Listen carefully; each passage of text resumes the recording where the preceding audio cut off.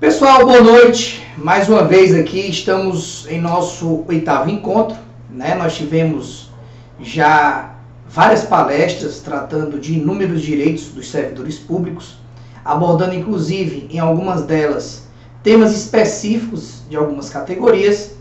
E nesse nosso 8º encontro nós vamos tratar de alguns direitos sociais dos servidores públicos. Claro que não dá para a gente tratar de todos, até porque, analisando a Constituição em seu artigo 7º, nós temos inúmeros direitos sociais. Mas aí a gente selecionou aqui os principais deles, né? Justamente aqueles em que os servidores têm mais dúvidas e onde as perguntas surgem com mais frequência.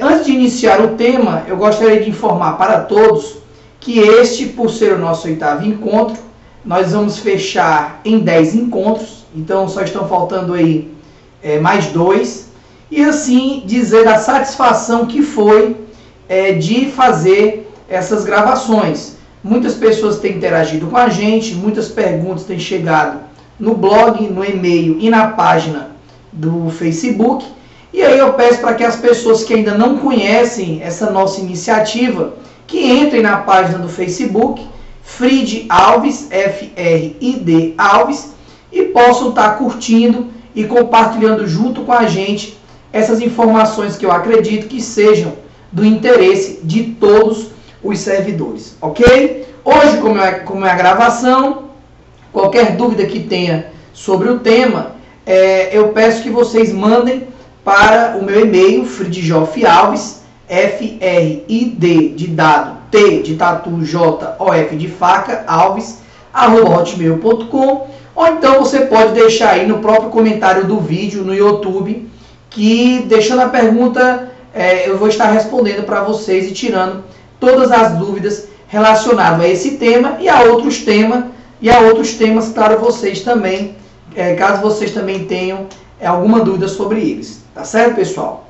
Pois bem, vamos iniciar pelo primeiro direito social do servidor público, que é o direito ao salário mínimo. Esse direito está previsto no artigo 7º, inciso 4 da Constituição Federal, que garante para todo servidor público, independente da jornada de trabalho, o direito a receber, no mínimo, o salário mínimo. Isso parece até redundante e parece muitas vezes ser um tema até bobo, porque qualquer um pode se perguntar: por que é que o Dr. Frid está falando sobre o salário mínimo? Se o salário mínimo é um direito social e é um direito fundamental e é o menor valor que se paga a título de remuneração. Ora, porque infelizmente ainda existem muitos municípios que não pagam os seus servidores públicos com o salário mínimo. Isso porque, pessoal, existe aí um argumento criado pelos municípios de que o salário mínimo ele é devido para quem trabalha 8 horas, ou 40 horas semanais, ou 200 horas mensais. E aí, como eles acreditam que o salário mínimo é para essa jornada específica, se a jornada trabalhada pelo servidor for inferior, ou seja, ao invés de 8, o servidor trabalhar 4, aí como não está trabalhando 8, automaticamente se tem a redução do salário. Ou seja, se eu pago R$ 788 para quem trabalha 8 horas, eu vou pagar metade desse valor para quem trabalha 4 horas. Porém, essa história da proporcionalidade, há muito tempo que isso deixou de ser uma tese válida. Claro que, alguns anos atrás, existiam muitas polêmicas relativas a esse tema. Ou seja, o Tribunal Superior do Trabalho, o TST, acreditava que era possível remunerar o servidor com salário abaixo do mínimo se ele trabalhasse em jornada inferior a 8 horas. É a chamada jornada proporcional ao salário. Porém, pessoal, essa questão da proporcionalidade, ela é para ser aplicada no setor privado quando há uma redução de jornada e uma negociação coletiva. Então, tentaram estender o instituto, que era do direito dos empregados privados, para a esfera pública. E aí muitos prefeitos, o que é que faziam? Pegavam seus servidores públicos, alguns que tinham feito concurso para 8, eram reduzidos para 4, ganhando meio salário, ou então muitos servidores faziam concurso para 4, e como aquele concurso era para 4, pagavam meio salário. Diante de todas as polêmicas que existiam relativas a esse tema, o Supremo Tribunal Federal, como recebia diversas ações nesse sentido, acabou criando a súmula vinculante número 16. A súmula vinculante número 16 veio para acabar de uma vez com todas com essa tese de que é legal pagar salário mínimo proporcional. Ou seja, a partir desse momento o Supremo bateu o martelo e disse: servidor público não pode receber o salário mínimo, não pode receber abaixo do mínimo, independente da jornada trabalhada. Então, seja trabalhando 2, 4 ou 8 horas, o servidor público tem o direito a receber, no mínimo, o salário mínimo. O único ponto que eu considero ruim dessa interpretação do Supremo é ele acreditar que o valor do salário mínimo é o valor da remuneração. Então você pode estar se perguntando: doutor Fried, se o salário base é abaixo do mínimo, mas somando as demais vantagens se alcança o mínimo, esse salário está sendo pago abaixo do mínimo? Está violando a súmula vinculante do Supremo? Não, porque o Supremo entendeu que não se deve pagar remuneração inferior ao mínimo. E, para quem não sabe, remuneração é a soma do salário base com todas as demais vantagens. Então, pelo entendimento do Supremo, não pode ser pago salário abaixo do mínimo. E, claro, infelizmente, muitos municípios, quando se viram obrigados a cumprir essa determinação, pegaram casos onde tinham servidores concursados para 4 horas e ampliaram para 8 horas. Ou seja, na medida que a Justiça obrigou a pagar o mínimo para 4, ao invés de pagar o mínimo para 4, muitos municípios resolveram majorar a jornada para 8 e aí passaram a partir desse momento a pagar o salário mínimo. Quando o município faz isso, nós temos 2 efeitos. Primeiro, durante todo o período que o servidor público recebeu o salário abaixo do mínimo, o servidor prejudicado tem direito a cobrar 5 anos de valores retroativos. Então vamos supor que o servidor público tenha tomado posse em 98 e somente em 2012 passou a receber o salário mínimo.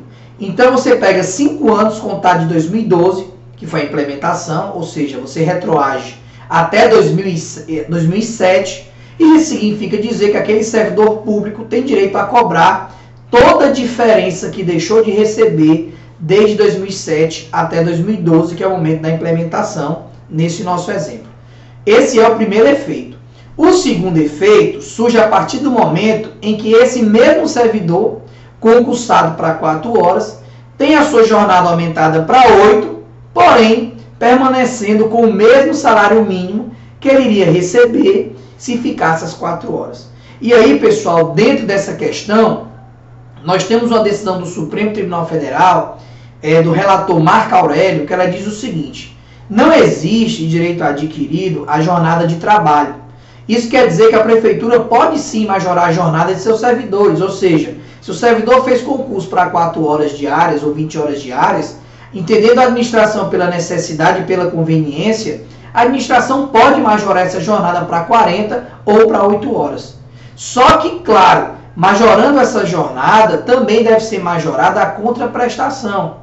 E aí muitos municípios alegam o seguinte: quer dizer então que eu vou pagar para quem trabalha, para quem fez concurso para 4 horas o mínimo, e para quem fez concurso para 8 o mínimo também, eu não vou estar violando a isonomia? Não, porque aqueles servidores estão em situações diferentes. Você tem, de um lado, um servidor que fez concurso para 4 horas, e isso está de forma bem clara e expressa no edital, e do outro lado você tem um servidor que fez outro concurso, onde não tem jornada expressa, ou onde a jornada expressa é de 8 horas. Você não pode tratar um servidor público que fez concurso para 4 horas igual um servidor público que fez concurso para 8 horas. Porque quem fez concurso para 8 horas sabe que vai receber o mínimo por 8 horas. E quem fez o concurso para 4 horas sabe que vai receber no mínimo, o salário mínimo, porque ninguém pode receber abaixo disso. E se a jornada for majorada, é lógico que o salário também tem que ser majorado. Então, ou mantém aquele servidor naquelas 4 horas recebendo o mínimo, ou então se pagam horas extras. Porque se eu estou aumentando a jornada de 4 para 8, o servidor está trabalhando mais do que deveria. E quando o servidor trabalha mais do que deve, ele trabalha com horas extraordinárias. E para cada hora a mais que o servidor trabalha, ele tem direito a um acréscimo de 50% a mais que a hora normal. Isso quer dizer que um servidor que fez concurso para 4 horas, que tem a jornada majorada para 8, ele tem o direito de receber um salário mínimo e meio em decorrência daquele aumento de jornada. Claro, pessoal, que o Supremo, apesar de ter uma decisão favorável nesse sentido, eu vou até ler para vocês aqui um trecho, ele diz o seguinte, esse recurso extraordinário é o RE 255792. Ele diz assim, as premissas constantes do acordo impugnado revelam que o edital do concurso veiculou carga de 30 horas semanais. Mediante lei posterior, teria ocorrido a majoração da jornada semanal para 40 horas, sem a indispensável contraprestação, ou seja, aumentou de 30 para 40, mas o salário continuou o mesmo. Ao aumento de carga de trabalho, não se seguir a indispensável contraprestação, alcançando o poder público vantagem indevida. Daí a concessão da segurança para anular o decreto municipal, conheço e provejo este extraordinário. Então o que é que o Marcarelli disse aqui? Tudo bem, você pode aumentar a jornada. Agora, se você aumentar a jornada e você não aumentar o salário, aí você está violando de forma reversa o princípio da irredutibilidade de vencimentos. Se você majora a jornada, também aumente o salário. Então, os servidores públicos que fizeram concurso para 4 horas, que passaram a ter direito a receber o mínimo pelas 4 horas, se essa jornada for aumentada para 8, e esse ato administrativo ou lei que majorar a jornada não tomar cautela de pagar também uma contraprestação proporcional a esse aumento, aí é claro, essa lei ou esse ato administrativo estão incorrendo em absoluta ilegalidade, porque o servidor público que fez concurso para 4 horas tem direito a receber pelo acréscimo de horas que vem a sofrer. Então, se era para ser 4 horas o salário mínimo, trabalhando 8 horas, lógico que ele vai ter direito a receber um salário mínimo e meio. Como eu falei, antes de ler esse trecho da decisão, isso é uma questão muito polêmica. Inclusive, houve a repercussão geral desse assunto, que ainda não foi julgado pelo Supremo, onde o Supremo ainda vai decidir de forma definitiva se esse servidor que teve a carga horária majorada, se ele permanece com o mínimo, se ele tem o salário dobrado ou se ele tem esse salário pago através da forma que eu falei para vocês, que é com salário mínimo e meio. O mais razoável, como eu expliquei, é pagar um salário mínimo e meio. Mas enquanto o Supremo não se posiciona em relação a essa questão, lógico que o servidor prejudicado deve buscar a justiça para cobrar esse acréscimo proporcional à jornada de trabalho. Então, em resumo, nós temos 2 efeitos. É o direito ao retroativo dos últimos 5 anos, de toda a diferença que o servidor público deveria ter recebido e não recebeu. E 2, caso esse servidor tenha feito concurso para 4 horas e essa jornada tenha sido majorada para 8, além do salário mínimo que tem direito, tem também direito a pleitear um acréscimo proporcional a essa jornada que foi majorada. Ok, pessoal? Então, em relação ao salário mínimo, essas são as principais considerações. Em relação ao anuênio e à licença-prêmio, também temos considerações importantes. O anuênio e a licença-prêmio, diferente do salário mínimo, ele não está previsto na Constituição de forma expressa. A Constituição, claro, ela tem um sistema aberto de direitos sociais, e isso quer dizer que outras normas infraconstitucionais podem disciplinar outros direitos sociais. Geralmente, para os servidores públicos, o anuênio e a licença-prêmio vem previsto no regime jurídico único, ou então em alguma outra lei infraconstitucional. O anuênio é a mesma coisa do triênio e do quinquênio. O anuênio se paga a cada tempo de serviço que o servidor tem, a cada ano, 1%. Então, o servidor público tem 1 ano, 1%, 2 anos, 2%. O triênio é que a cada 3 anos o servidor tem um acréscimo de 3%. E o quinquênio é que a cada 5 anos o servidor tem um acréscimo de 5%. Então, é a mesma coisa. Aí só muda realmente o período em que o percentual vai ser implementado. Quando eu resolvi falar junto do anuênio e da licença-prêmio, que existe um efeito que é aplicado para esses 2 direitos. Junto ao anuênio, a licença-prêmio, para cada 5 anos que o servidor público tem, em regra, tem direito a 3 meses de afastamento remunerado. Eu já vi licenças prêmio de forma diferente. Eu já vi licença prêmio que para cada 5 anos o servidor público tem 2 meses de licença remunerada. Mas, em regra, na maioria dos regimes jurídicos, a licença prêmio vem expressa dessa maneira. A cada 5 anos, 3 meses de licença remunerada. Eu falei desses 2 direitos por quê? Porque é uma dúvida muito grande de como é que se faz a contagem desse tempo de serviço. Muita gente acha que você conta o tempo de serviço da data em que o direito foi criado. Então vamos supor, eu tenho um regime jurídico que prevê o ano N a licença prêmio, porém esse regime jurídico é do ano 2000. E eu, servidor público, entrei no ano de 95. Pergunta-se, esse tempo de 95 até 2000, ele é contado ou não? O correto é contar só a partir de 2000, quando esses 2 direitos foram criados e quando a lei entrou em vigor, ou eu posso contar período anterior à lei, para dirimir de uma vez com todas, com qualquer interpretação absurda, até porque muitos municípios acham que você só contabiliza a contagem do Estatuto para frente. O Supremo Tribunal Federal tem uma decisão nesse sentido, inclusive uma decisão bem recente, né? Essa decisão você pode acessar colocando no Supremo agravo de instrumento 228148. Eu vou ler aqui as principais considerações dessa emenda. Ela diz o seguinte: tempo de serviço, contagem para fins de licença-prêmio por assiduidade. O servidor público, outrora seletista, após a transição para o regime estatutário, tem direito adquirido à contagem de tempo de serviço prestado sob a égide da CLT para fins de anuênio e licença-prêmio por assiduidade. Então, nesse exemplo que eu falei, o servidor público que entrou em 95, mesmo com o regime sendo do ano 2000, ele pode contar desde 95, que é o período anterior à lei, até o período atual. Então, essa história de dizer que o tempo considerado só pode ser do Estatuto para frente, isso daí é uma interpretação que não é válida, porque o Supremo entende que essa contagem tem que considerar, inclusive, o tempo em que o servidor público era seletista. Servidor público seletista é aquele que não tem regime jurídico. Então, é lógico, a partir do momento que o regime jurídico é criado, ele deixa de ser servidor seletista e passa a ser servidor estatutário. E dentro dessa consideração, claro, no nosso exemplo, o nosso servidor teria 20% de anuênio, então você contaria de 95 até 2015, e também teria 20 anos de serviço.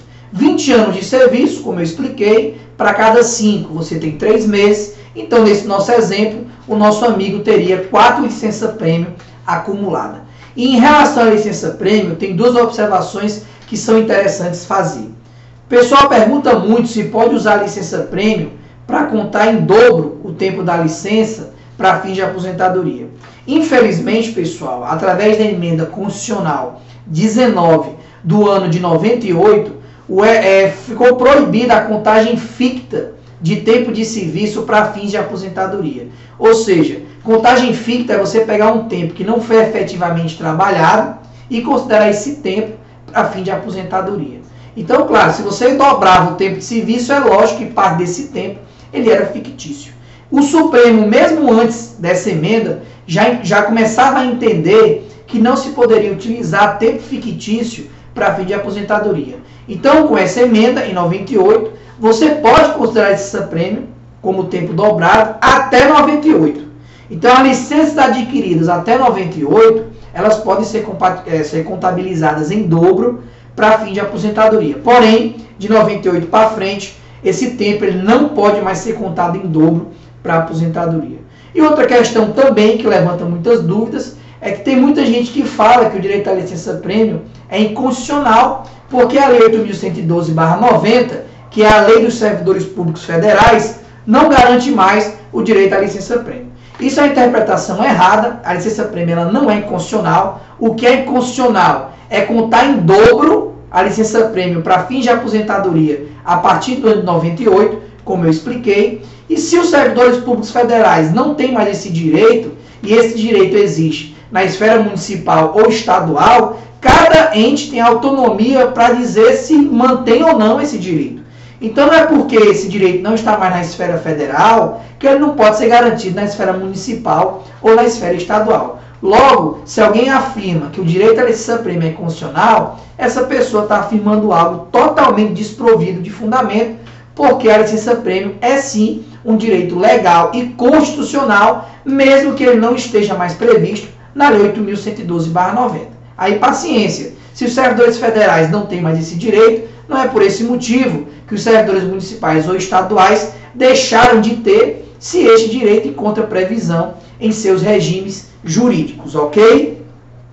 Então, ultrapassado o anuênio e a licença-prêmio, ainda tem outro ponto da licença-prêmio que é interessante falar, que o pessoal me pergunta bastante, que é o seguinte: Dr. Fried, se eu me aposentar e não usufruir licença-prêmio, eu perco a minha licença-prêmio? Não, pessoal, não perde. Se você se aposenta e não usufrui da licença-prêmio, você tem direito em receber pelas licenças acumuladas uma indenização. Ou seja, se para cada 5 anos você tinha direito a 3 meses de afastamento remunerado, então para cada licença que você acumulou e não usufruiu, você tem direito a uma indenização equivalente a 3 meses do seu salário, conforme a variação da época em que você adquiriu o direito. Muitos municípios dizem que o direito não pode ser pago, não pode ser exigido, por 2 motivos. Um, pela prescrição, porque eles acreditam que passados 5 anos as outras licenças-prêmio acumuladas não podem ser cobradas, e outra, porque acreditam que a licença-prêmio tem que ser pedida obrigatoriamente administrativamente para dar direito, após a aposentadoria, a fazer essa conversão. E também dizem que, como não há previsão na lei municipal conferindo direito ao pagamento em pecúnia, então, como não existe previsão, o município não é obrigado a fazer o seu pagamento. Só que o Superior Tribunal de Justiça e o próprio Supremo Tribunal Federal já tem inúmeras decisões em que garante esse direito à conversão, não havendo a necessidade que haja uma previsão municipal garantindo essa conversão. Até porque essa conversão ela é fundamentada no artigo 37, parágrafo 6º, que trata da responsabilidade objetiva do Estado. Ora, se o Estado não lhe deu o direito à licença-prêmio em tempo hábil, para compensar essa omissão, o Estado então é obrigado a indenizar aquela falta de gozo da licença-prêmio. Então, esse fundamento ele não precisa de lei municipal, porque a própria Constituição já dá a sua justificativa. E outra, você só vai começar a contar a prescrição da licença-prêmio a partir da aposentadoria. Ou seja, quando você incorpora aquela licença-prêmio como patrimônio jurídico, é que você, a partir do ato de concessão da aposentadoria, é que vai contar os 5 anos. Aí, lógico, se você se aposenta e passa 5 anos e você não cobra essa licença-prêmio indenizada, aí sim o direito vai estar prescrito. Inclusive, eu vou citar aqui uma decisão, que é o MS 12291 do STJ, onde ele diz o seguinte: segundo a firme compreensão do STJ, a data de aposentadoria se constitui no termo inicial para a contagem do prazo prescricional para requerer o direito de conversão em pecúnia de licença-prêmio não gozada. Ok? Então, essa história de dizer que o direito está prescrito, isso não é verdade, porque a contagem só inicia a partir da aposentadoria. Inclusive, muitos regimes tratam de forma expressa disso quando colocam que a licença-prêmio não está sujeita à caducidade, que é sinônimo de decadência. Ultrapassado o anuênio e a licença-prêmio, a gente chega no adicional noturno, que também é um direito social do servidor e com previsão constitucional. O adicional noturno, ele não tem um percentual de forma expressa na Constituição. Esses percentuais estão expressos no regime jurídico e geralmente os regimes jurídicos que eu vejo, eles preveem um percentual de 20% a 25%. Tem direito ao adicional noturno quem trabalha das 22 horas até as 5 da manhã. E a hora noturna, ela não equivale a 60 minutos. Ela equivale a 52 minutos e 30 segundos. O que é que significa isso? Para cada 7 horas trabalhadas à noite, você conta, na verdade, 8 horas. Até porque o trabalho à noite ele é mais desgastante do que o trabalho diurno.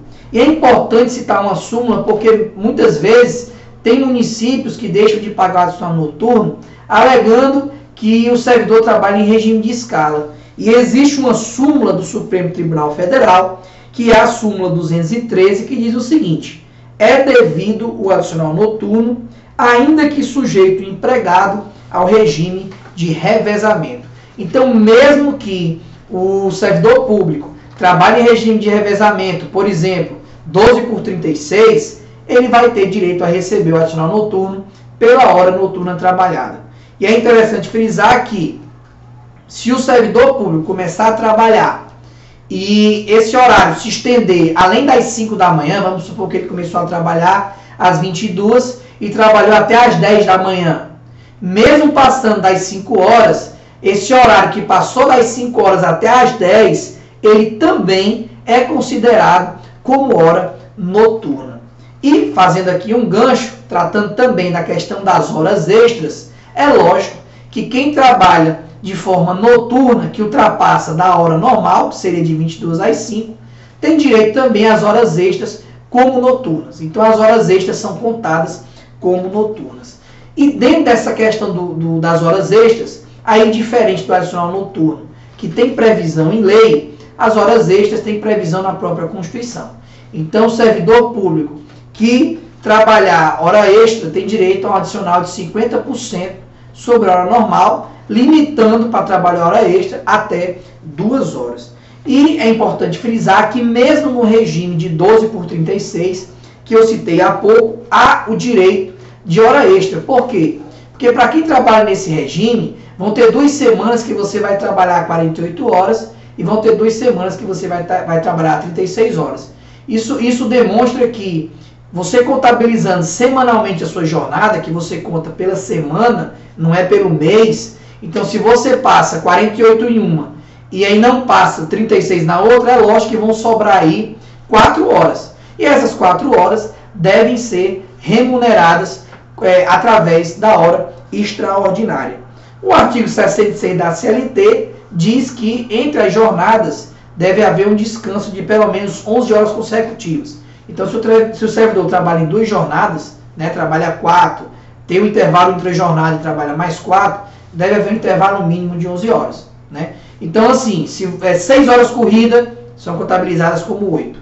12 por 36, você tem que fazer a conta semanal e, como a gente mostrou aqui, 48 com 36 acaba sobrando 4 horas que devem ser pagas com hora extra. Claro que a gente tem que analisar caso a caso, a gente tem que verificar se dentro da contagem dessa hora extra, a hora noturna está sendo calculada como 60 minutos ou como 52 minutos e 30 segundos, porque se a hora noturna não for considerada da forma que a lei manda, dentro dessa hora noturna também vai ter hora extras. As férias também, a gente vai passar bem rápido, é um direito que o servidor público tem a cada 1 ano de período aquisitivo. Então, a partir do momento que você completa 1 ano de período aquisitivo, o município, ou o estado, ou a União tem mais 1 ano chamado período concessivo para dar as férias, e você começa a contar esse período a partir do mês da sua posse. Então, se você entrou no mês de maio de 2010, em maio de 2011, você completa o primeiro período aquisitivo. De maio de 2011 a maio de 2012 é o prazo que o ente responsável tem para lhe dar o direito a essas férias. Existem regimes, às vezes, jurídicos, que permitem a acumulação de até 2 férias. Se o regime jurídico aí do seu município ou do seu estado prevê dessa maneira, aí é claro, o município ele vai ter aí 2 anos de período concessivo. Mas se não existe essa previsão, em regra, o município ele tem 1 ano para dar o período, dentro do período concessivo, essas férias adquiridas no período aquisitivo. O pessoal pergunta muito se, ultrapassado o período concessivo, se aquelas férias que não foram concedidas, se elas são dadas de forma dobrada. Então, muita gente aplica a CLT de forma subsidiária, porque a CLT diz que se as férias não forem dadas dentro do prazo, aí essas férias vencidas são contabilizadas de forma dobrada. Porém, pessoal, como a gente está falando de servidor público, você não aplica a CLT nesse caso de forma subsidiária. Se o regime jurídico local não expressa de forma clara que as férias vencidas serão dobradas, então não tem como você entender que essas férias serão calculadas dessa maneira. Lógico que você pode de imediato requerer a concessão dessas férias, e lógico também que se você não usufruir essas férias e se aposentar, que você vai ter o direito de receber de forma indenizada, no mesmo fundamento que eu falei há pouco, da licença-prêmio não usufruída. E sobre as férias, a questão do abono de 1/3, que todo mundo tem direito. Esse abono ele tem uma natureza indenizatória, logo não pode incidir contribuição do INSS sobre ele, e lógico também que esse abono de férias deve ser concedido antes da fruição das férias, porque não tem sentido receber um abono depois da fruição. Indo para o nosso último tópico, que é a insalubridade e a periculosidade, nós temos questões bem interessantes voltadas para esses dois temas. Primeiro, a insalubridade. Qual é a diferença entre a insalubridade e a periculosidade? A insalubridade, geralmente, ela é dada para quem está lidando com agentes biológicos. A periculosidade, ela já é dada para quem está se expondo a risco de vida, ou seja, quando você expõe a sua integridade física, e também a inflamáveis e a eletricidade. Então, insalubridade, agentes biológicos; periculosidade, agente inflamável, eletricidade e integridade física. A grande diferença entre esses dois direitos, além dessa que eu citei para vocês, é em relação aos percentuais. A insalubridade ela varia no grau mínimo, grau médio e grau máximo. No grau mínimo ela é de 10%, no grau máximo ela é de 20%, no grau mínimo é 10%, no grau médio é 20% e no grau máximo ela é de 40%. Já a periculosidade ela tem um percentual fixo de 30%. Lógico que para conferir direito à insalubridade e à periculosidade, deve ser realizado um laudo pericial para constatar se realmente aquele ambiente ele é insalubre ou periculoso. As pessoas tendem muitas vezes a achar que o que define a insalubridade ou a periculosidade é a função. Por exemplo, o cara é médico ou enfermeiro, tem direito, mas o auxiliar de serviço ou recepcionista que trabalha no mesmo local não tem. Isso é uma interpretação completamente equivocada. Por quê? Porque a insalubridade e a periculosidade são determinadas pelo ambiente de trabalho. Então, se o ambiente é insalubre, qualquer servidor público que preste função naquele ambiente, seja qual for essa função, vai ter direito à insalubridade. E quem determina se esse grau é mínimo, médio ou máximo é o perito através de um laudo técnico, né? Eu tenho aqui algumas decisões que são interessantes, porque a gente sabe que a insalubridade e a periculosidade, a insalubridade ela vem regulamentada pela norma número 15, norma regulamentadora número 15 do Ministério do Trabalho, e a periculosidade pela norma 16 do Ministério do Trabalho. Nessas normas regulamentares, além desses percentuais que eu falei para vocês, lá eles definem alguns ambientes que são considerados insalubres, né? Mas claro, essas normas regulamentares elas servem de apoio para que o perito possa elaborar o laudo e constatar se o ambiente trabalhado e periciado corresponde àquele ambiente que está previsto nas duas normas regulamentadoras.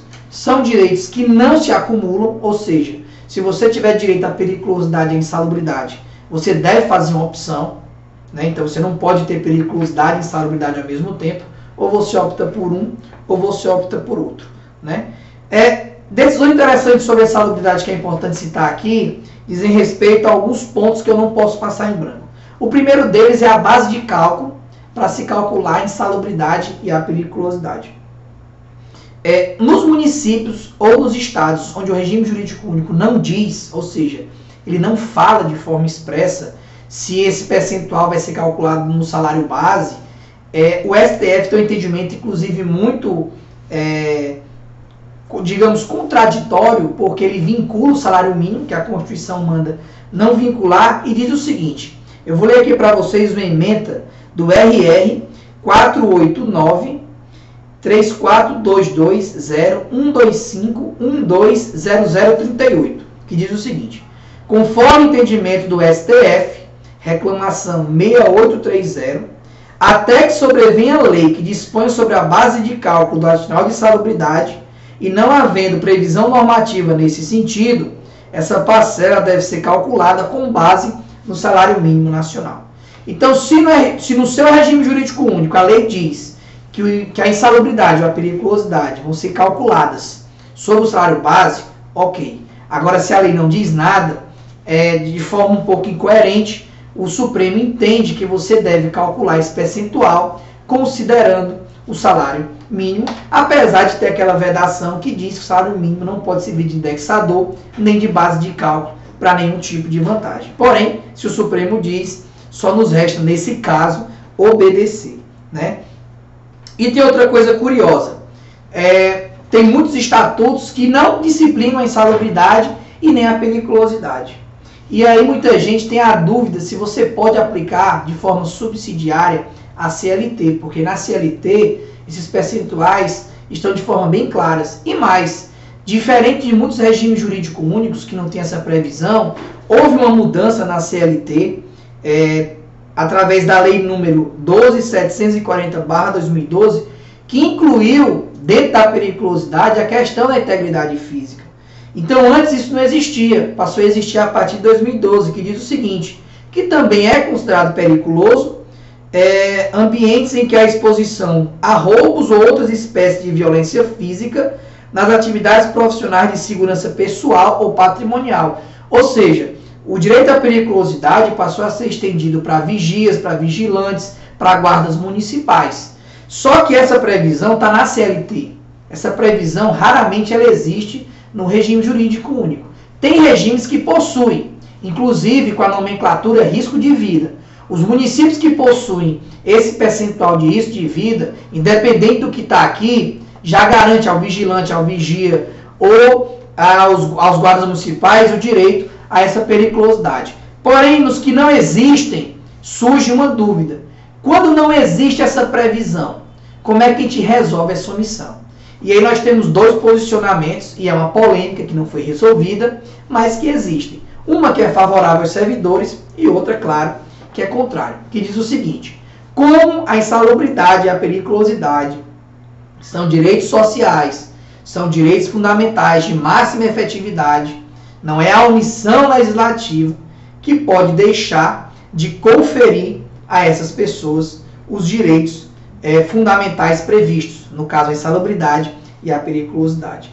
E existem decisões que mandam aplicar de forma subsidiária, por analogia, a CLT. Então, na falta de norma municipal ou estadual, aplica-se a CLT. Inclusive, vale a pena citar aqui uma decisão do Tribunal de Justiça de Sergipe, AI 2010-20-1335, e aqui eu não vou ler ela toda, que ela é grande, que diz o seguinte: em se tratando de matéria afeta aos adicionais de insalubridade e periculosidade, cumpre anotar que a Lei 8.112, a Lei dos Federais, que regula o regime dos servidores públicos, dispõe que deverão ser observadas as situações estabelecidas em legislação específica. Em outras palavras, existindo lacuna na legislação estatutária, aplica-se o regramento previsto na CLT por analogia, precedente do STJ. O artigo 195 da CLT disciplina que a caracterização e classificação da insalubridade serão segundo as normas do MTE, fazendo-se através de perícia a cargo de médico do trabalho ou engenheiro do trabalho. Assim, mesmo em se tratando de atividade de eletricista, deve haver comprovação por meio de laudo pericial das condições laborais de perigo para se aferir o direito à percepção do adicional.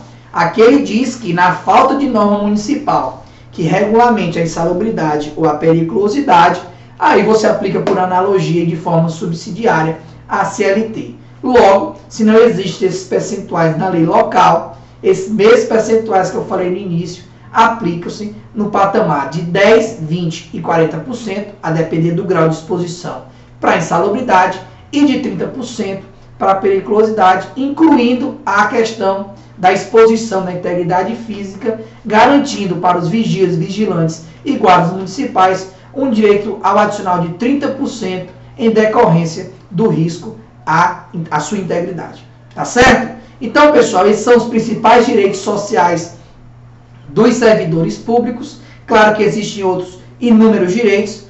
A gente pode ter falado um pouco rápido, porque são muitos direitos e o tempo acaba sendo um pouco curto, mas eu acredito que com essas considerações deu para vocês entenderem basicamente como é que funciona cada direito aqui mencionado. Ok? Quem tiver dúvidas, mande perguntas pelo e-mail, mande perguntas pela página do Face, não deixem de acompanhar. E aí a gente se despede, desejando um bom final de semana e até o nosso próximo encontro. Forte abraço!